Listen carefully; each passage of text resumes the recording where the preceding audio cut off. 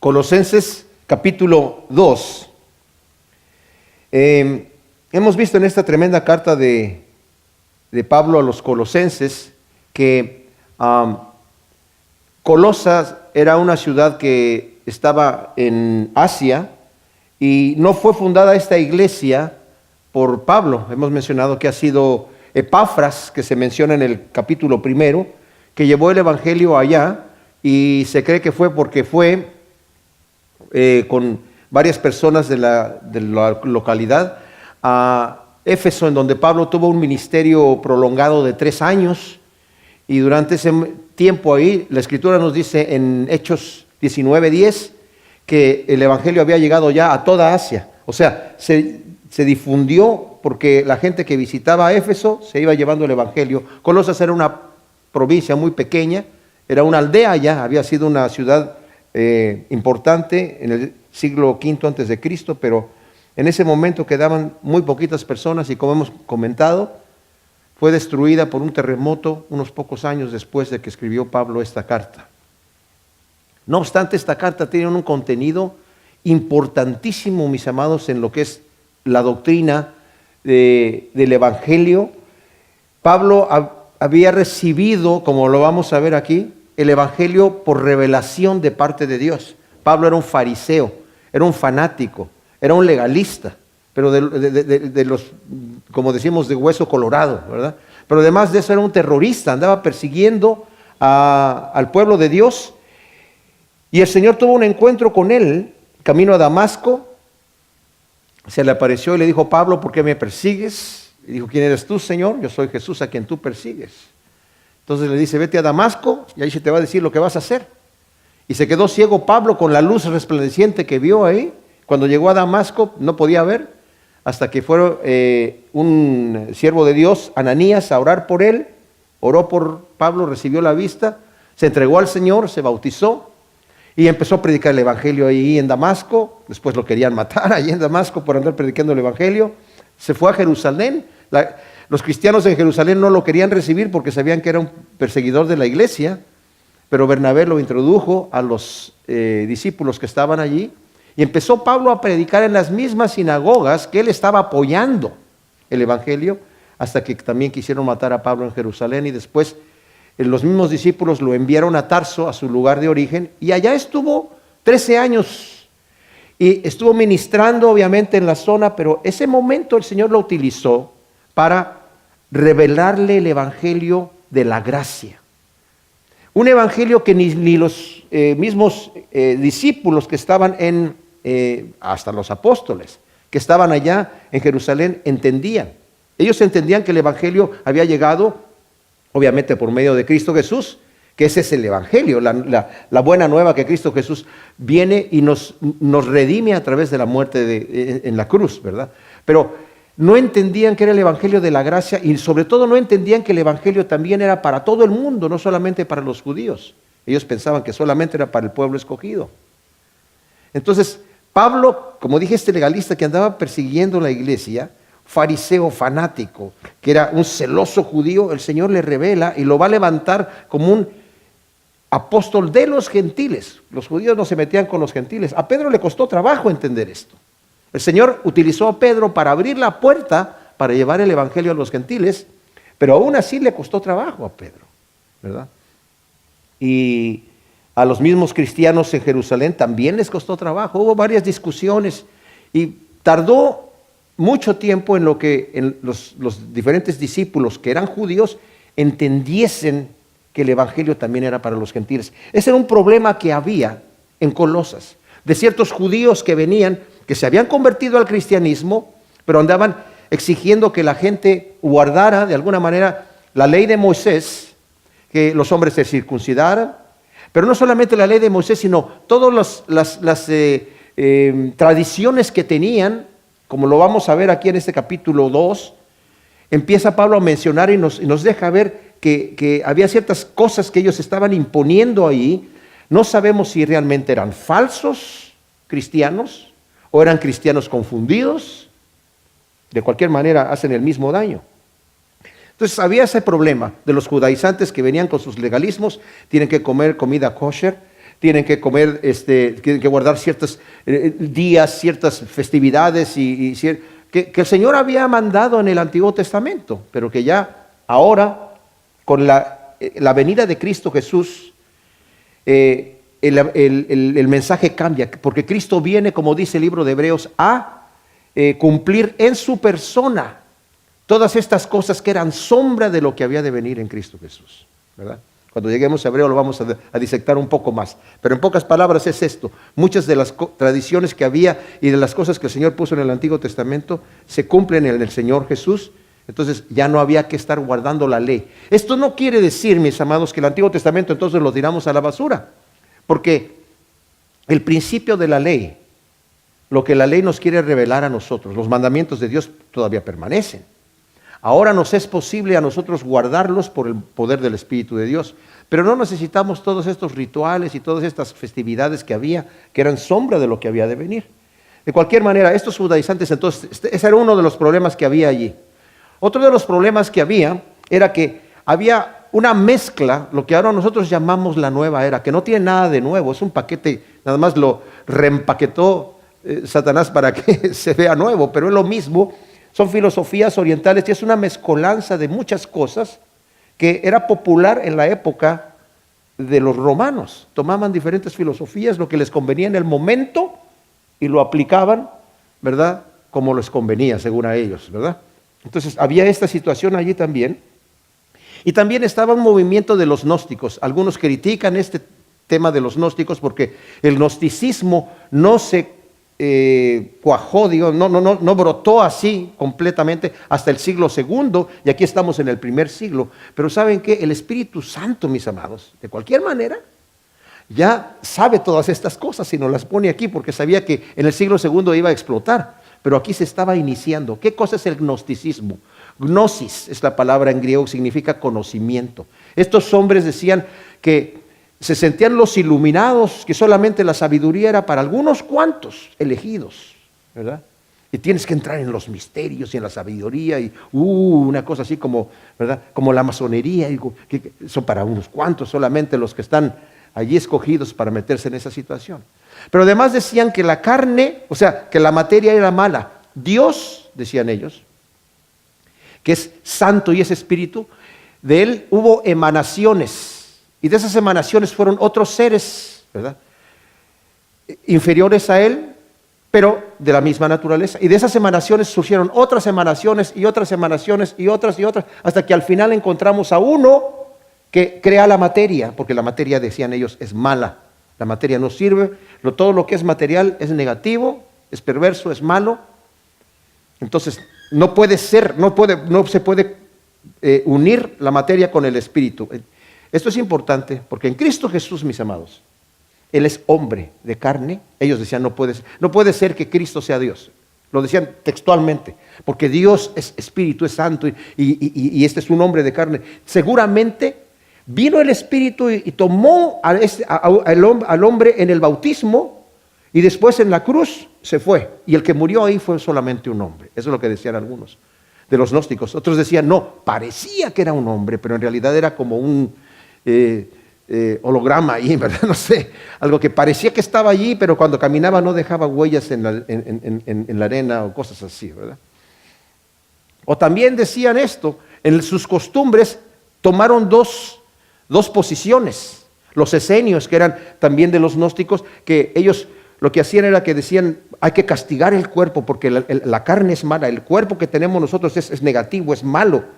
Entonces hay que castigarlo y con prácticas en donde se prohibían muchas cosas, con lo que ahora conocemos como los monasterios, ¿verdad? Dormir en camas de piedra y con el frío y levantarse en la noche y descalzos y cosas, golpe de pecho y qué sé yo, caminar de río, o sea, sufrir, padecer, penitencia. Y entonces de esa manera estaban castigando el cuerpo. Y había otros que decían, no, como no podemos hacer nada con el cuerpo porque el cuerpo es negativo, no importa lo que hagas con tu cuerpo, vive como se te pegue la gana, y se entregaban a todo tipo de perversión de placer, porque decían, pues mi cuerpo no puede hacer nada, pero mi espíritu sí así está con Dios. Entonces, Eso estaba también entrando en la iglesia de Colosas, mis amados.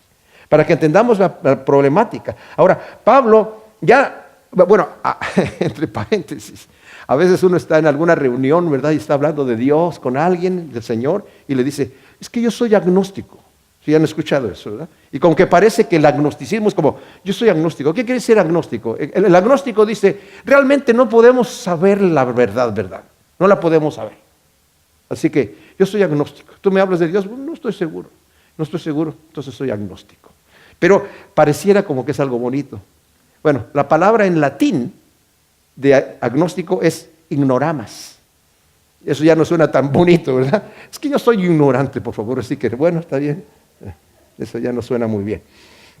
Ahora, en el párrafo que vimos anteriormente, este párrafo en nuestra Biblia está dividida en capítulos y versículos, y eso es para que esa división se hizo muy posteriormente a los escritos para que nosotros podamos encontrar las escrituras, ¿verdad?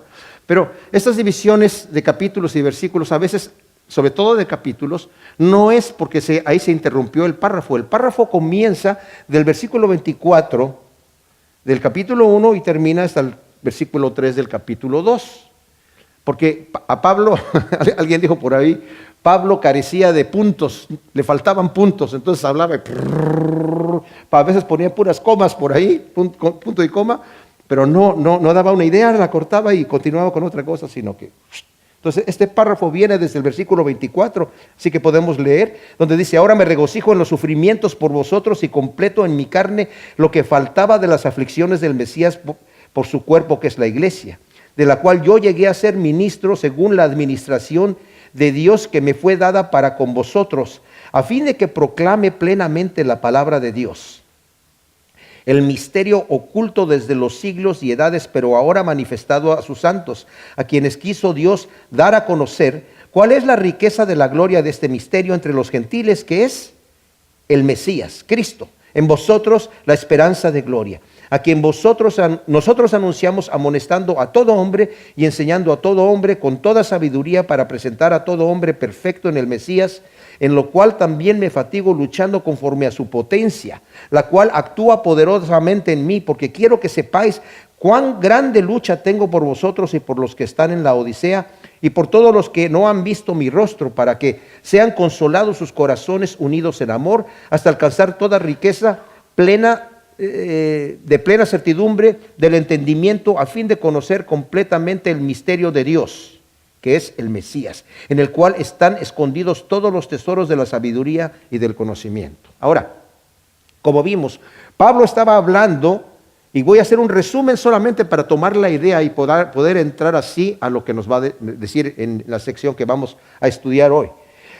Pablo está diciendo que estaba él regocijándose por los sufrimientos que Pablo tiene por ellos para completar lo que le faltó a Cristo. Hicimos una aclaración, que a Cristo no le faltó absolutamente nada en su padecimiento que hizo en la cruz.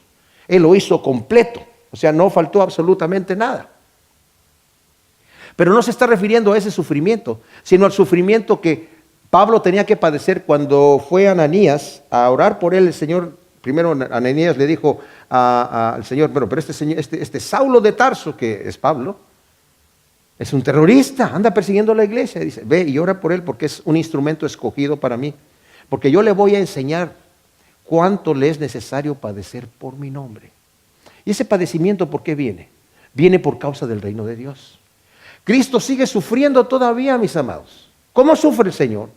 Por la persecución que hacen a sus hijos, que somos nosotros.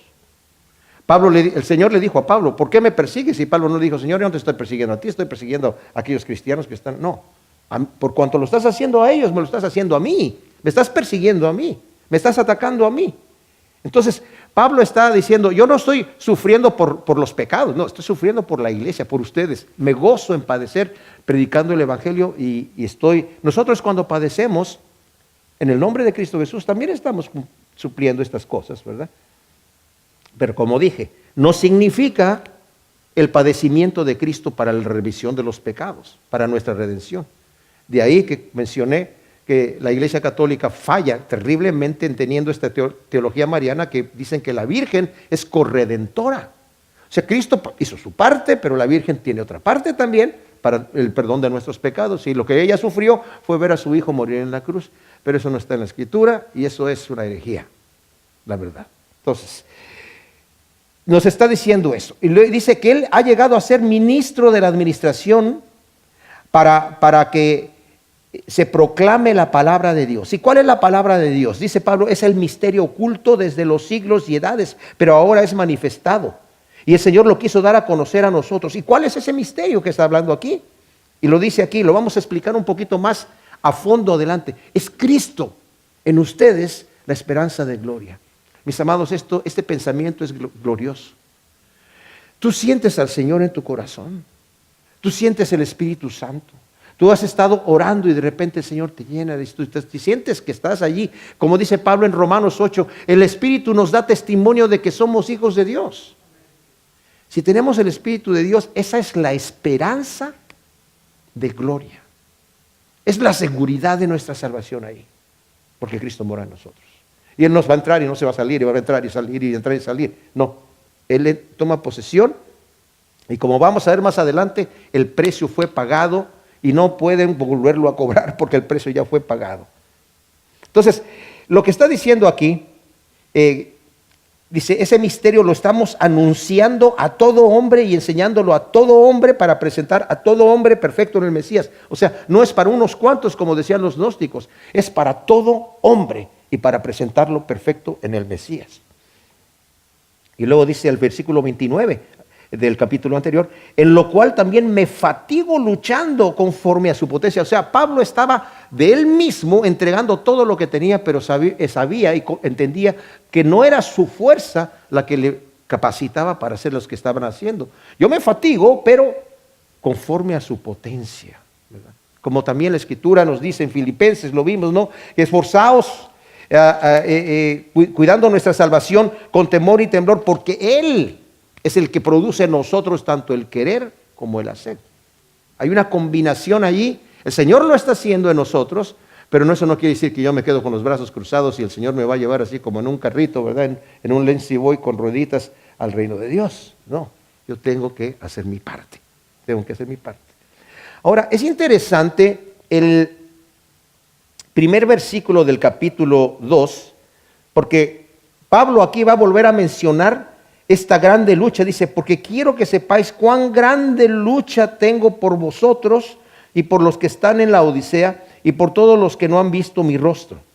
Ahora, la iglesia de la Odisea sabemos que está mencionada en Apocalipsis capítulo 3, es la última de las iglesias a las cuales el Señor Jesús mismo le pide a Juan que escriba una carta. O sea, el Señor hizo 7 cartas que están allí en el Apocalipsis y las mandó a las 7 diferentes iglesias.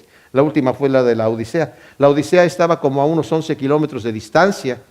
Prácticamente era como si fueran, a veces vemos aquí en Estados Unidos que hay ciudades que están divididas pues por la manera en la que está dividida, pero como que continúa la ciudad. O sea, vemos casas y cruzamos la calle y no es que hubo terreno ahí que no había nada. Casi estaban así estos lugares, ¿verdad?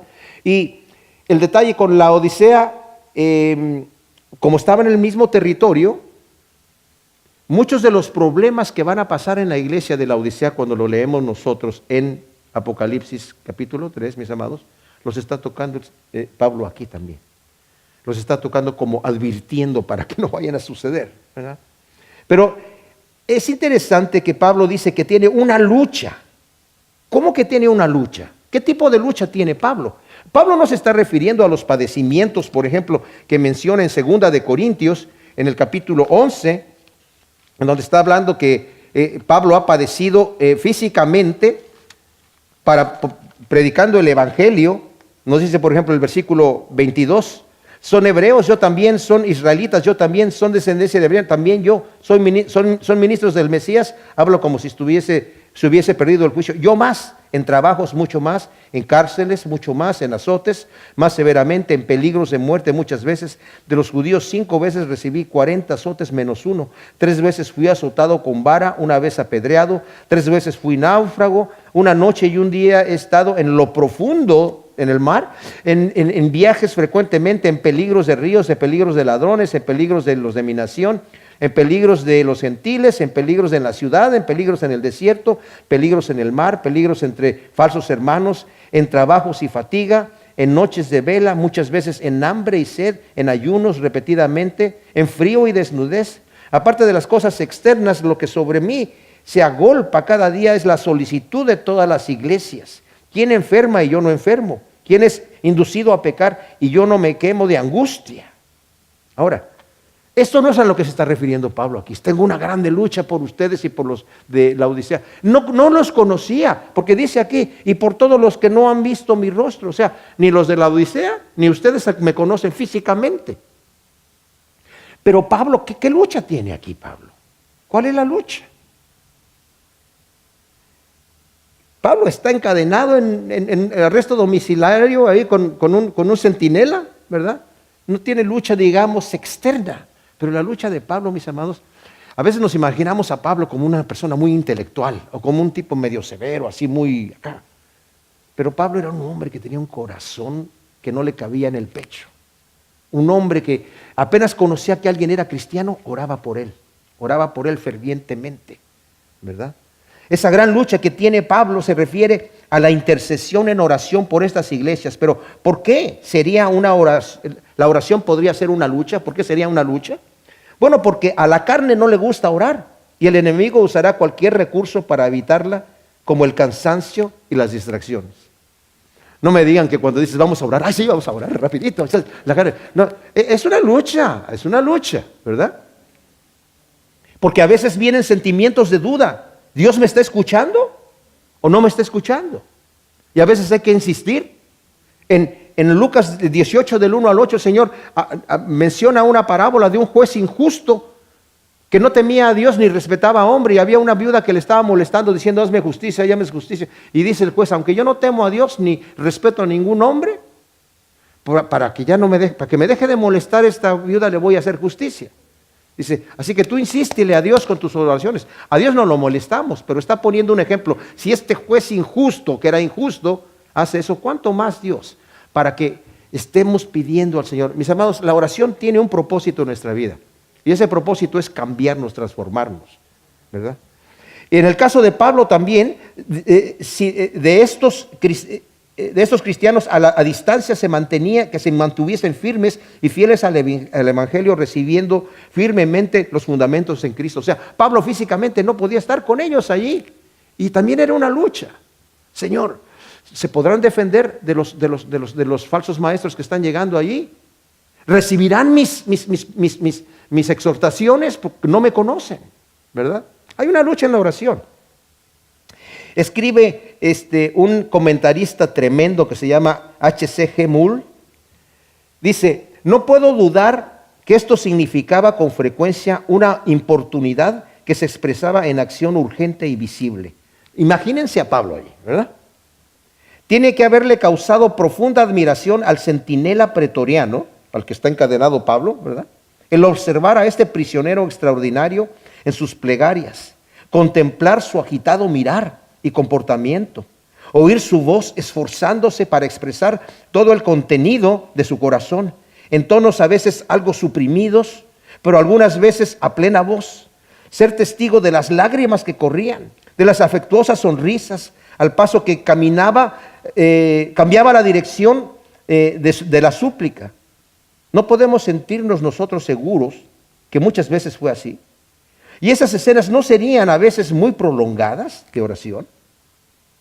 Si la metáfora de la lucha de que hace uso San Pablo fuese exactamente en sí misma, la plegaria no sería ninguna breve crisis de devoción, sino seguiría y seguiría larga y perseverantemente.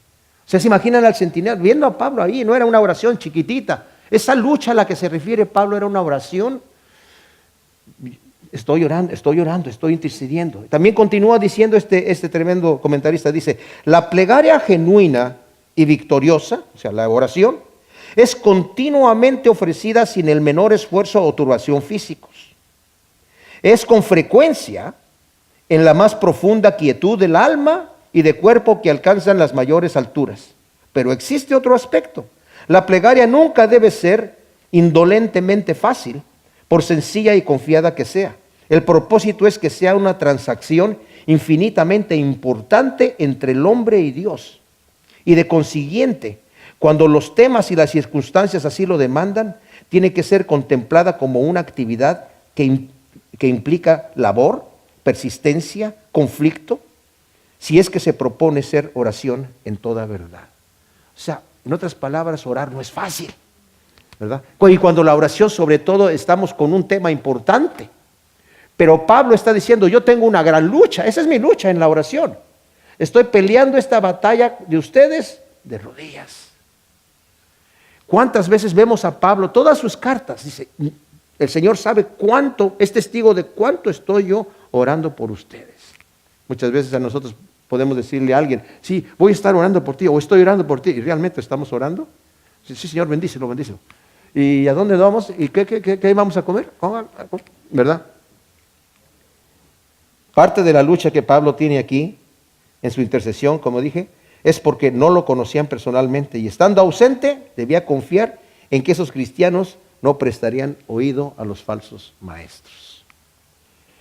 En el versículo 2 del capítulo 2, no hemos avanzado mucho, ¿verdad? Pero Pablo está hablando aquí que está orando, está teniendo una lucha por los colosenses en oración y por los de la Odisea. Estas eran iglesias que no lo conocían a él personalmente. Habían sido fundadas por otras personas que recibieron el evangelio de Pablo y que seguramente respetaban a Pablo porque conocían a través de los que fundaron la iglesia, como Epafras y otros personajes que hayan estado allí. Y Pablo tiene un muy alto grado de confianza con estas iglesias. Como vamos a ver, no es el conflicto que había, por ejemplo, en las iglesias de los Gálatas, donde Pablo tiene que reprenderlos duramente y decirles Gálatas insensatos, ¿verdad? Tan pronto empezaron en el espíritu y van a terminar en la carne. Acá había una seguridad de que estaban fundados, de que estaban arraigados. Él ya lo dijo, yo he escuchado que ustedes abundan en amor, abundan en gracias, abundan en muchas cosas. Estoy muy contento. Epafras le dio una buena noticia, pero Epafras también va a Roma no solamente a saludar a Pablo para ver cómo está. Epafras va porque tiene un problema que está entrando en la iglesia y necesita el consejo de Pablo. Entonces Pablo toma cartas en el asunto y envía esta tremendísima carta. Y esta carta, mis amados, tiene un tema central. Y el tema es Cristo. Hay muchos problemas de que podemos tener todos nosotros y muchos problemas en el mundo y muchos problemas y muchas preguntas. Y la respuesta a todos los problemas es una sola. Y es siempre la misma. Y es Cristo. Él va a arreglar todas las cosas. Él va a reunir todas las cosas que están en la tierra y en los cielos. O sea, el Señor va a arreglar todo el asunto. Y eso es tremendísimo. Por eso Pablo dice, el misterio de Dios desde las edades que ha estado oculto es Cristo. En ustedes la esperanza de gloria. Pero ya más reducido, lo va a decir aquí más adelante. Ahora, el misterio es Cristo. Cristo. Ese es el misterio.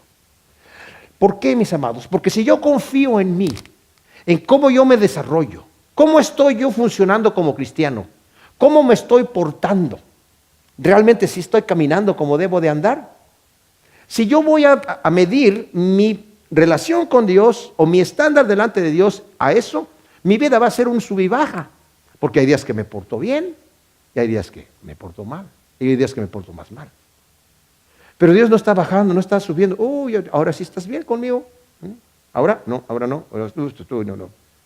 No existe esa variante, porque yo soy un pecador, pero ya he sido cubierto con la sangre de Cristo y la justicia que ve el Señor es la de Cristo, no la mía.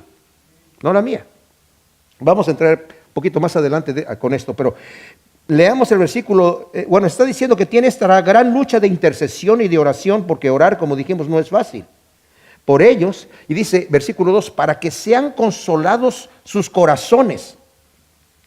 Noten esa frase, para que sean consolados sus corazones, unidos en amor hasta alcanzar toda la riqueza de plena certidumbre del entendimiento a fin de conocer completamente el misterio de Dios, que es el Mesías.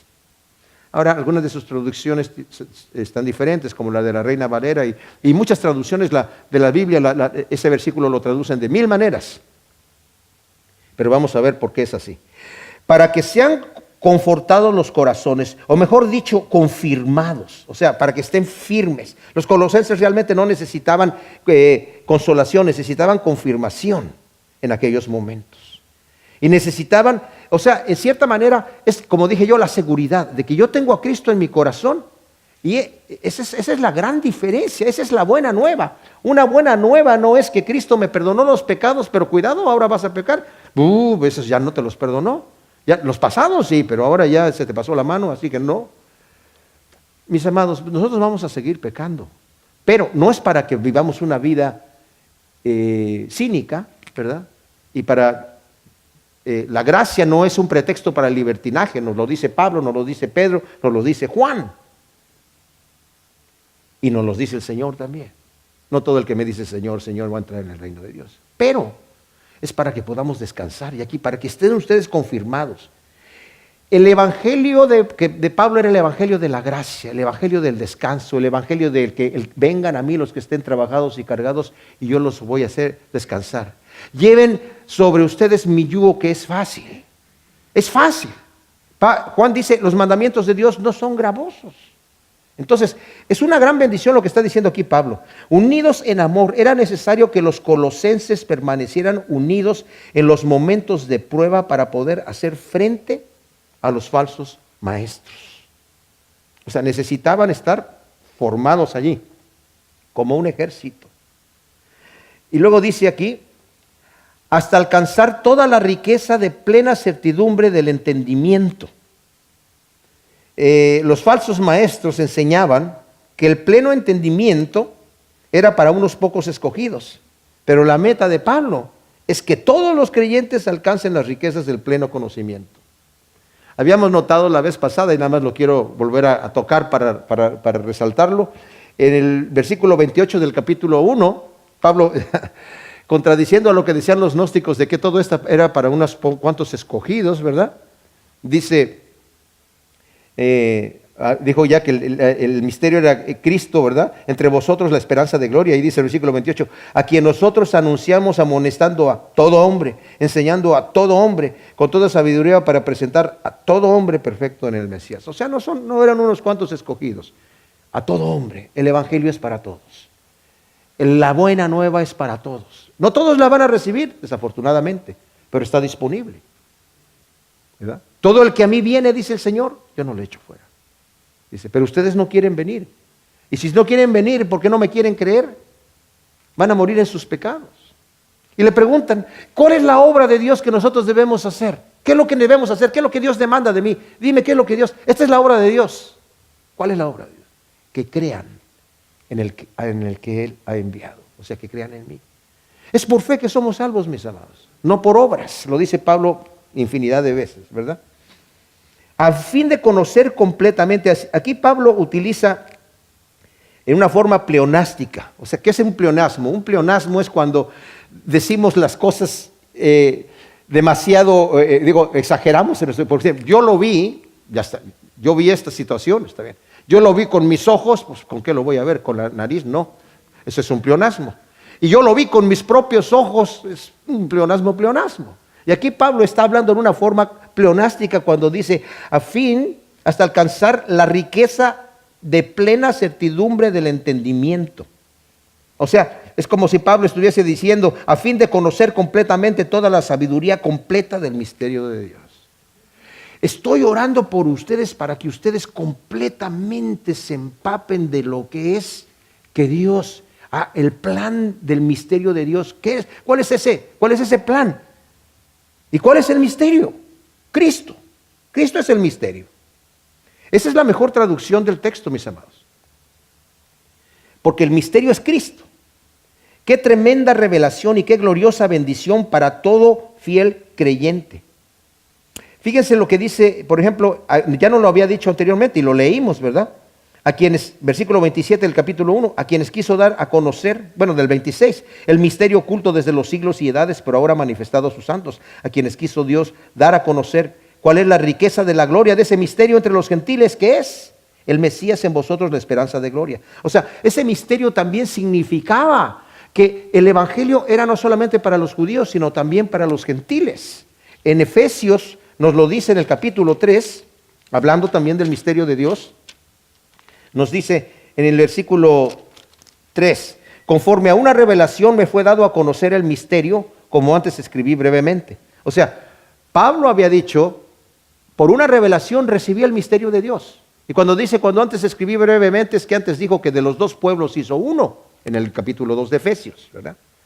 Pero continúa diciendo aquí, leyendo lo cual podéis percibir mi entendimiento en el misterio del Mesías, que no se dio a conocer a los hijos de los hombres en otras generaciones, como ahora fue revelado a sus santos apóstoles y profetas por el Espíritu, que los gentiles son coherederos y miembros del mismo cuerpo y copartícipes de la promesa en Jesús el Mesías por medio del Evangelio, del cual fui hecho ministro según el don de la gracia de Dios que me fue dada conforme a la eficacia de su poder.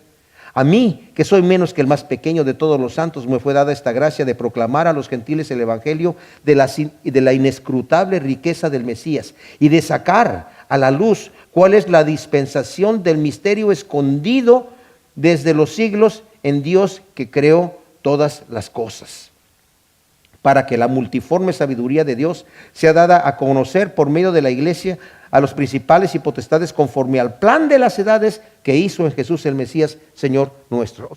¿Qué significa esto del misterio de Dios en nosotros, mis amados? Como dije anteriormente, el misterio de Dios es que el plan que Dios tiene desde el inicio es Él morando en nosotros, transformándonos, justificándonos a través de su sacrificio en la cruz. Y aquí Pablo va a rematar el argumento que tiene de la supremacía y de la suficiencia de Cristo, diciendo que en Él, no en un sistema, en Cristo están escondidos todos los tesoros de la sabiduría, lo dice el versículo 3, en Él, en el cual, en Cristo, están escondidos todos los tesoros de la sabiduría y del conocimiento. O sea, es un golpe fatal para los débiles argumentos de los gnósticos que estaban diciendo que ellos tenían el conocimiento y que lo podían conocer de otra manera con los elegidos. Dice, Cristo es el que tiene todo esto. Dice Elvis Carballosa, los falsos maestros que amenazaban con los colosenses, los colosenses pensaron que poseían la clave para abrir la puerta de entrada a la sabiduría y el conocimiento. Pablo refuta esta pretensión. Todos los tesoros de la sabiduría y del conocimiento están almacenados en Cristo. Los falsos maestros solo podían ofrecer especulaciones. La enseñanza de Colosenses, aquí, es contundente respecto a la superioridad del Evangelio de la gracia de Dios sobre las pretensiones de los falsos maestros que amenazaban a los colosenses. Para hacer frente a estas herejías, los creyentes necesitaban crecer en, primero, madurez; segundo, confirmación y fortaleza espiritual; tercero, por medio del amor; cuarto, una seguridad producto del entendimiento espiritual, con esta seguridad; y 5, permanecer ocupados y enriquecidos en Cristo. Ahora, en el versículo 4 dice, digo esto para que nadie os engañe con sofismas. Pablo enfáticamente ha declarado que el misterio de Dios, que había estado oculto desde los siglos y edades y que ahora ha sido revelado a los santos, es Cristo. Y es Cristo en ellos la esperanza de gloria. También ha declarado que en Cristo mora en ellos, en los santos, están escondidos todos los tesoros de la sabiduría y del conocimiento. Y Él es quien va revelando las verdades de Dios a los suyos. Esta es parte del misterio, mis amados. Porque Dios a nosotros nos está revelando por cuanto mora en nosotros, si nosotros buscamos del Señor y lo buscamos a Él. Los buscamos a través de la palabra, lo buscamos a través de la oración, lo buscamos a través de nuestra devoción con Él. El Señor nos empieza a revelar todo esto que Pablo, por ejemplo, lo dice en la primera de Corintios. A los corintios les dice, yo cuando fui a ustedes no fui con pretensiones de sabiduría humana. Dice, yo fui proclamándoles el misterio de Dios con palabras altisonantes de sabiduría. Dice, cuando fui a proclamarles, ¿qué? El misterio de Dios, que es esto, lo que antes estaba escondida. Pero me puse no saber nada entre vosotros, sino a Jesús el Mesías y a Él crucificado. Y llegué a vosotros con debilidad y con mucho temblor y temor, pero mi palabra y mi predicación no fueron con palabras persuasivas de sabiduría, sino con demostración de poder del Espíritu, para que vuestra fe no esté basada en sabiduría humana, sino en el poder de Dios. Pero luego dice, sin embargo, Hablamos sabiduría entre los que han alcanzado madurez, pero una sabiduría no de este universo ni de los gobernantes de este mundo, sino hablamos sabiduría de Dios, el misterio la cual ha sido escondida, la cual Dios predestinó desde antes de los siglos para nuestra gloria, que ninguno de los gobernantes de este mundo conoció, porque si no lo hubieran conocido, no hubieran crucificado al Señor de gloria. Antes bien, como está escrito, cosas que ojo no vio, ni oído oyó, ni han subido en el corazón de hombre, son las que Dios preparó para los que lo aman. Y estas cosas que están, son las cosas que Dios nos está revelando hoy, mis amados, a través de su palabra. Porque dice, pero Dios nos las reveló, ya nos las reveló por medio del Espíritu, porque el Espíritu todo lo escudriña, aún las profundidades de Dios. O sea, y continúa diciendo, porque ¿quién conoce las cosas del hombre sino el Espíritu del hombre? Así también nadie conoció las cosas de Dios sino el Espíritu de Dios.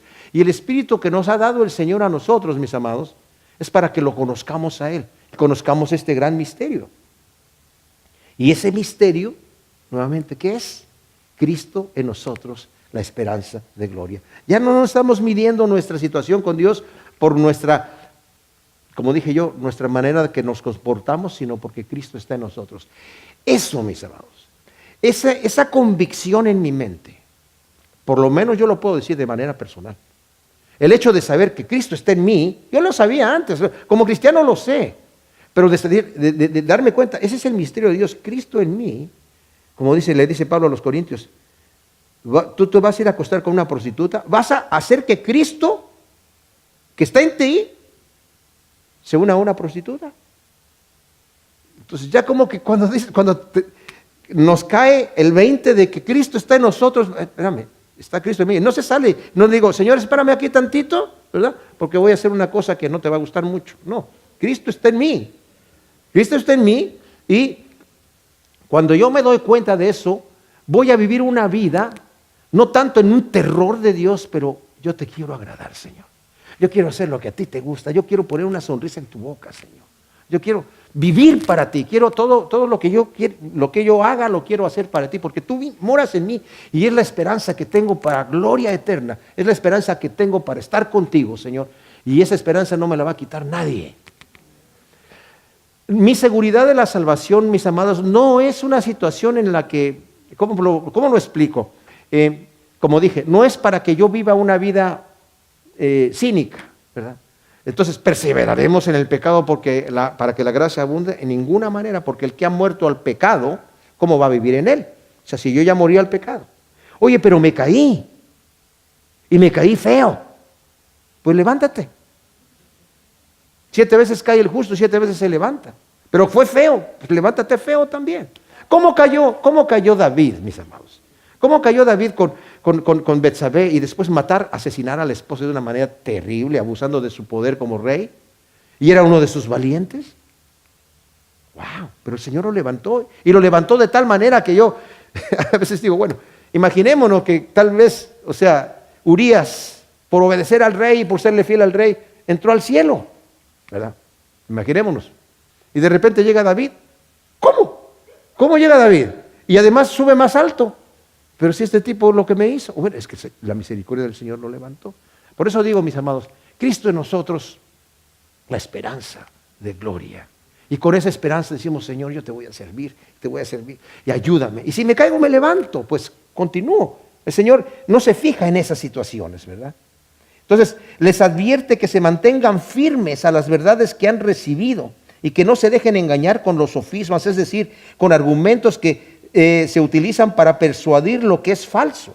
La palabra que utiliza ahí, que se traduce en esta escritura como sofismas, en esta versión que yo tengo aquí, es pitanología, que solo aparece aquí en el Nuevo Testamento, pero se usa en el vocabulario legal refiriéndose al discurso persuasivo de un abogado y su habilidad para influenciar al tribunal a dar un veredicto favorable a él, ¿verdad?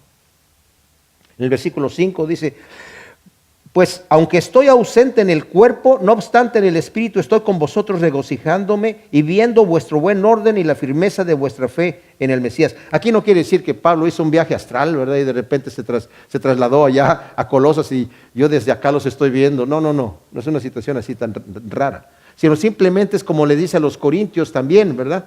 Hay un hombre que cometió inmoralidad, yo presente en el Espíritu con ustedes, hay que entregar a ese hombre a Satanás para que se arrepienta, ¿verdad?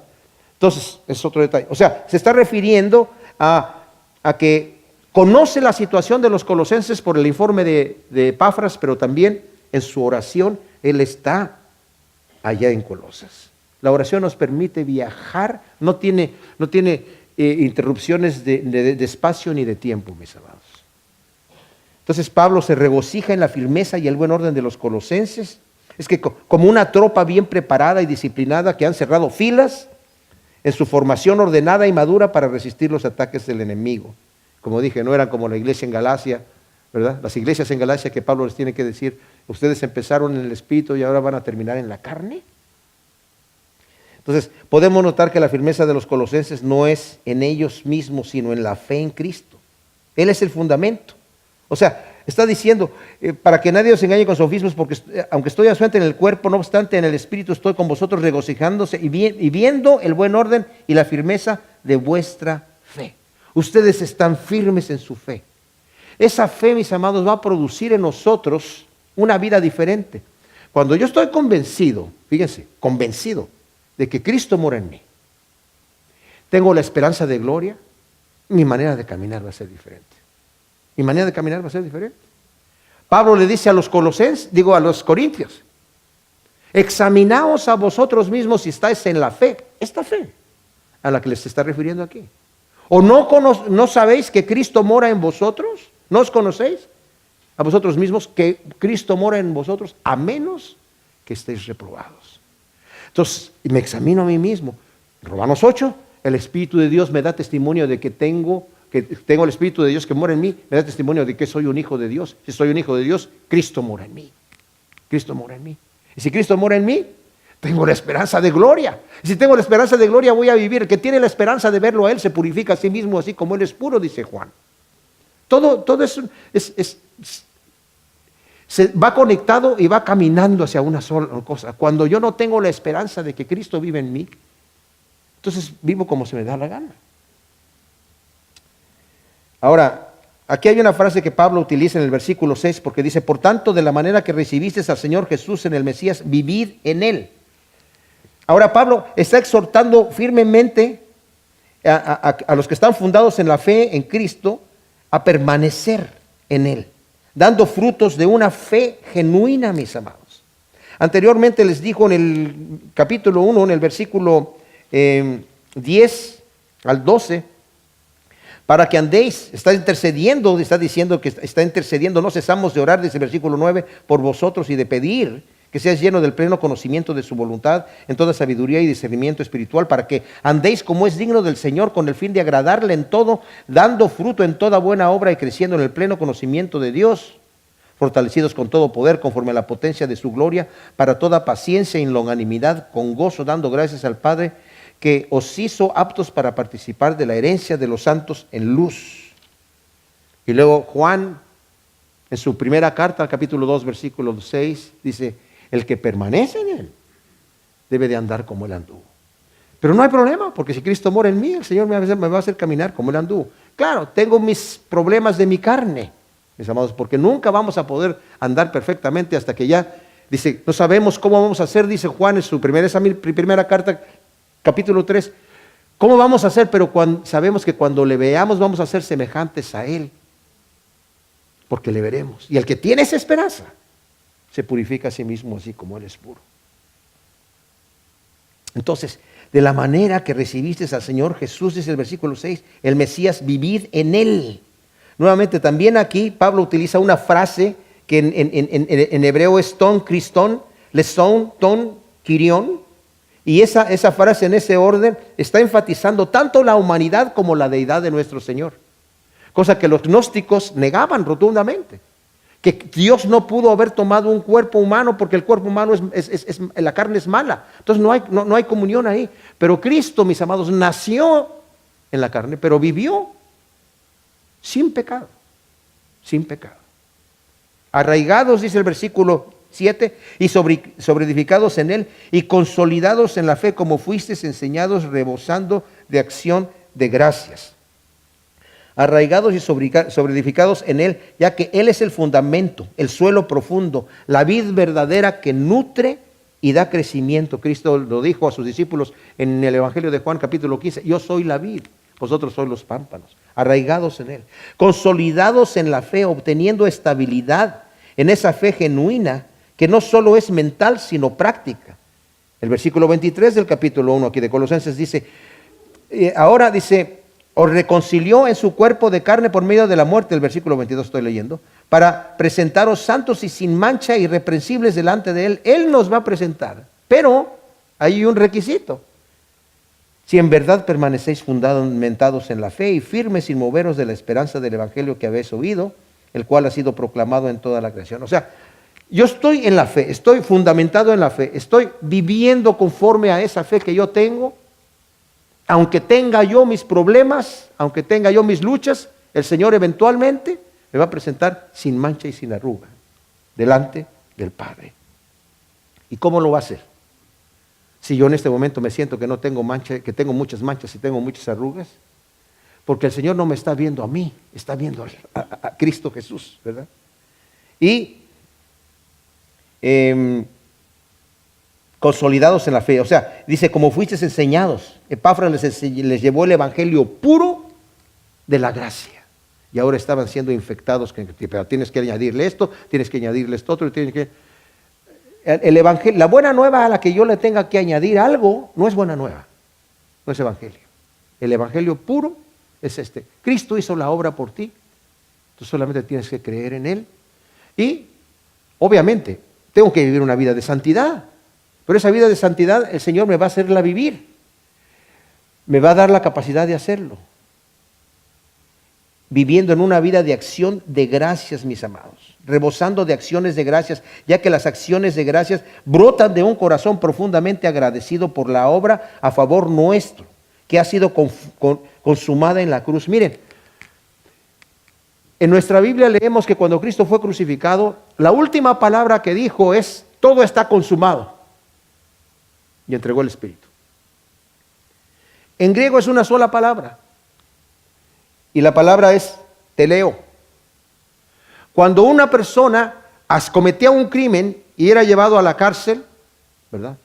Si por alguna situación ya pagó su precio, estuvo en la cárcel, tuvo lo que tenía que estar, o se le pagó la deuda que tenía que pagar, o la fianza, o lo que sea, en el momento que ya salía en libertad, le entregaban un papel, documento, en donde estaba el crimen que cometió, y sobre el documento ponían teleo, que significa, está saldada la cuenta.